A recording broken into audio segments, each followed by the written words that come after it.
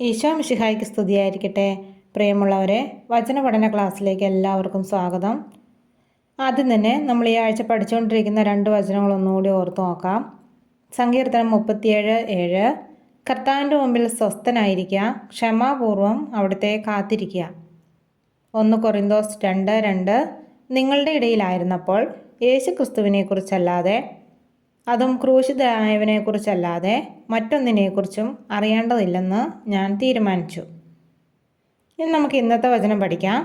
ലേവ്യർ 25:18 നിങ്ങൾ എൻ്റെ നിയമങ്ങളും കൽപ്പനകളും അനുസരിക്കുകയും അനുഷ്ഠിക്കുകയും ചെയ്യുക, എങ്കിൽ ദേശത്ത് നിങ്ങൾ സുരക്ഷിതരായിരിക്കും.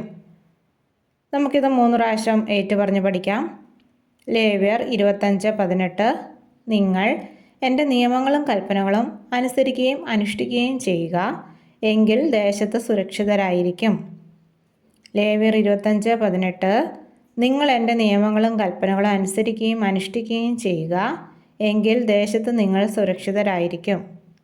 ലേവ്യർ 25:18 നിങ്ങൾ എൻ്റെ നിയമങ്ങളും കൽപ്പനകളും അനുസരിക്കുകയും അനുഷ്ഠിക്കുകയും ചെയ്യുക, എങ്കിൽ ദേശത്ത് നിങ്ങൾ സുരക്ഷിതരായിരിക്കും. ഈ വചനം ബുക്കിലേക്ക് എഴുതുകയും പഠിക്കുകയും ചെയ്യുക. നാളെ മറ്റൊരു വചനവുമായിട്ട് കാണാം. ദൈവം എല്ലാവരെയും അനുഗ്രഹിക്കട്ടെ.